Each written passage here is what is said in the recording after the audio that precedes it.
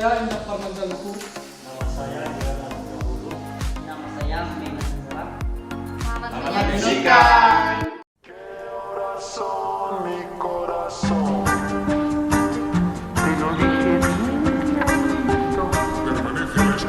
Permanece a la escucha. Nah, teman-teman, dalam materi kinetik gas, pastinya kamu sudah tidak asing dengan gas ideal. Sebenarnya, apa sih gas ideal itu? Untuk memperdalam materi kinetik gas, yuk simak video ini hingga habis.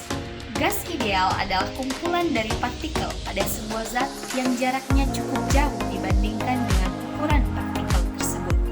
Partikel dalam gas yang selalu bergerak secara acak ke segala arah bisa bertumbukan satu sama lain. Tetapi pada gas ideal, tumbukan yang terjadi adalah tumbukan lenting sempurna atau tumbukan yang tidak membuat partikel kehilangan energi. Sebenarnya, dalam kehidupan sehari-hari kita, tidak ada yang namanya gas ideal. Gas-gas di kehidupan nyata berada pada tekanan rendah dan suhunya tidak mendekati dengan titik cair gas. Namun, karena gas yang berbeda di tekanan rendah dan suhunya tidak dekat dengan titik cair gas mendekati dengan karakter gas ideal, maka gas tersebut diasumsikan sebagai gas ideal di kehidupan nyata. Nah, teman-teman, ciri-ciri dari gas ideal sangat unik dengan gas lainnya. Yang pertama, gas ideal terdiri dari molekul dengan jumlah yang sangat banyak dengan jarak antar molekulnya jauh lebih besar dibandingkan dengan ukuran molekul. Hal ini membuat gaya tarik molekul menjadi sangat kecil sehingga diabaikan. Yang kedua, molekul gas bergerak acak dengan kecepatan tetap dan memenuhi hukum gerak Newton. Yang ketiga, molekul gas ideal mengalami tumbukan lenting sempurna satu sama lain atau dengan dinding wadah. Dinding wadah gas ideal sifatnya kaku sempurna dan tidak akan bergerak. Dan yang terakhir, energi kinetik rata-rata molekul gas ideal sebanding dengan suhu mutlaknya. Saya akan menjelaskan energi dalam gas ideal. Perlu kita ketahui apa itu energi dalam gas. Adalah sebagai jumlah energi kinetik seluruh molekul gas yang terdapat di dalam sebuah tabung tertutup, sehingga energi dalam gas ideal didefinisikan sebagai jumlah seluruh energi kinetik gas, sehingga energi dalam gas ideal hanya merupakan fungsi dari suhu saja. Energi dalam gas ideal didefinisikan sebagai jumlah seluruh energi kinetik gas, sehingga sifat-sifat gas ideal adalah tidak memiliki volume, tumbukan partikel bersifat lenting sempurna, bergerak dalam lintasan lurus dan kecepatan tetap dengan arah yang acak. Ada beberapa contoh gas ideal seperti nitrogen, oksigen, hidrogen, gas mulia, dan karbon dioksida. Demikian. Nah, teman-teman sudah tahu belum apa saja faktor-faktor yang mempengaruhi tekanan pada gas? Untuk itu mari kita bahas satu persatu. Faktor-faktor yang mempengaruhi tekanan gas ini terbagi atas 3. Yang pertama adalah jumlah gas. Jumlah gas ini dihitung dalam mol atau konsentrasi gas. Makin besar atau makin banyak jumlah gas, maka makin besar pula kepadatan gas tersebut, sehingga tekanannya pun akan semakin besar. Hal ini dikarenakan penambahan jumlah gas akan menaikkan jumlah molekul gas. Makin banyak molekul yang bergerak, maka makin banyak pula tabrakan antar molekul dan dapat meningkatkan energi kinetik pada gas tersebut, sehingga kenaikan energi tersebut dapat mengakibatkan tekanan yang lebih besar. Sehingga dapat kita simpulkan bahwa jika jumlah gasnya besar, maka tekanannya pun akan semakin besar. Apabila jumlah gasnya kecil, maka tekanannya pun akan semakin kecil. Yang kedua adalah volume gas.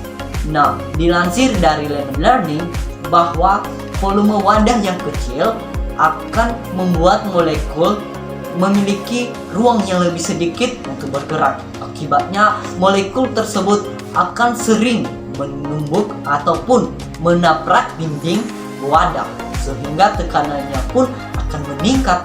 Begitu pula sebaliknya, apabila pada volume wadah yang besar dengan jumlah gas yang sama, maka molekul akan memiliki ruang yang lebih besar untuk bergerak sehingga mengakibatkan molekul tersebut tidak sering menumbuk dinding pada wadah. Nah, dapat kita simpulkan dari situ bahwa jika volume semakin besar, maka tekanannya pun akan semakin kecil. Dan begitu pula sebaliknya, apabila volumenya kecil, maka tekanannya pun akan semakin besar. Yang ketiga adalah suhu gas.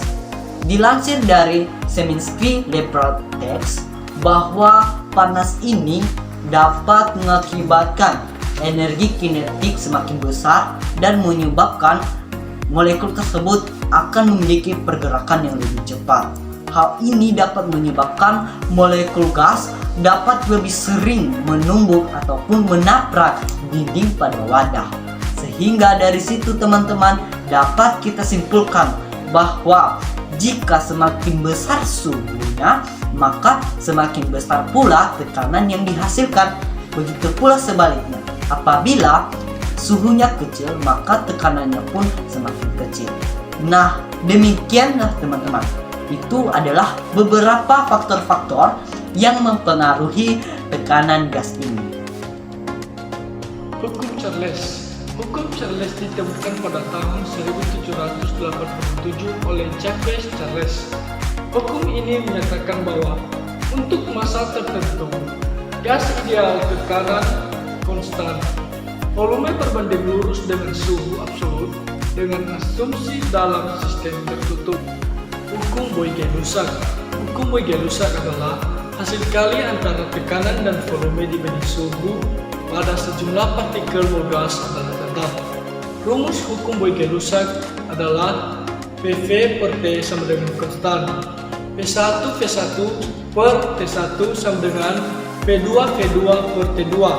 P1 adalah tekanan gas pada keadaan 1 N per M kuadrat. P1 adalah volume gas pada keadaan 1 meter kubik. T1 adalah suhu gas pada keadaan 1 Kelvin. P2 adalah tekanan gas pada keadaan 2 N per M kuadrat. P2 adalah volume gas pada keadaan 2 meter kubik. T2 adalah suhu gas pada keadaan 2 Kelvin. Nah, selanjutnya ada yang dinamakan dengan hukum Gay-Lussac. Nah, hukum Gay-Lussac adalah hukum yang menyatakan bahwa tekanan yang diberikan oleh gas sebanding dengan suhu gas ketika massanya tetap dan volumenya konstan. Nah, contohnya seperti panci presto.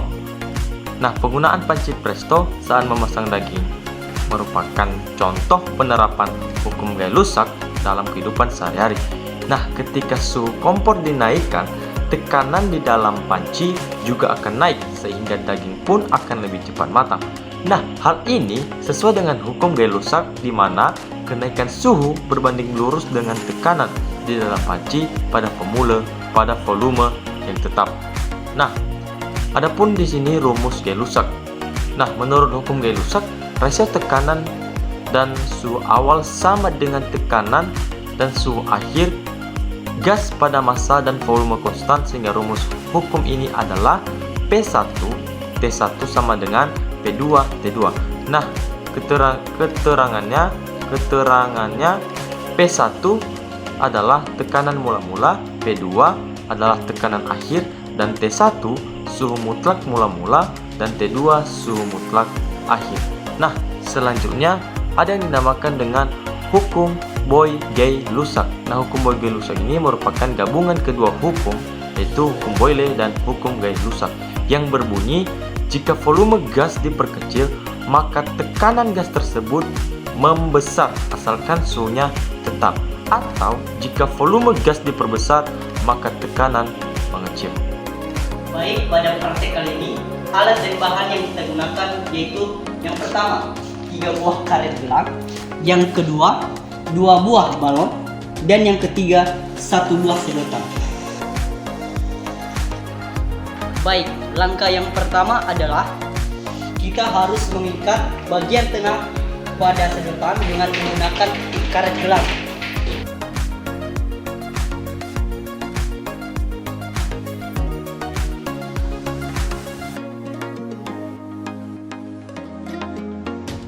Langkah yang kedua yaitu kita harus meniup kedua balon dengan ukuran yang berbeda.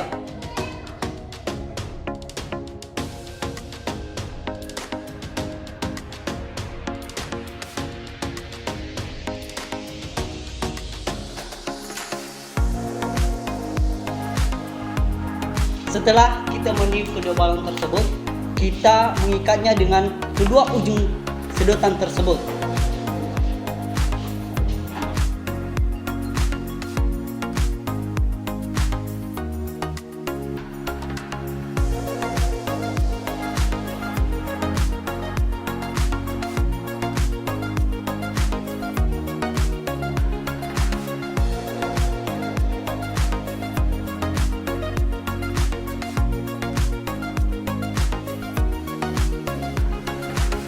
Setelah itu, kita akan melihat apa yang akan terjadi pada balon tersebut ketika kita membuka karet pada bagian tengah pada sedotan tersebut.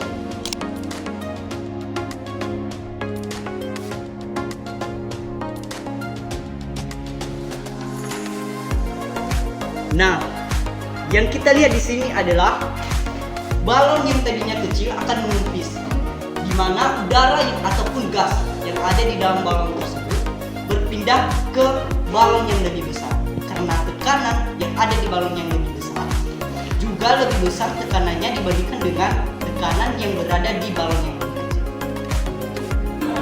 Dalam video hasil praktek, balon yang berukuran kecil makin mengecil, sedangkan balon besar menjadi lebih besar.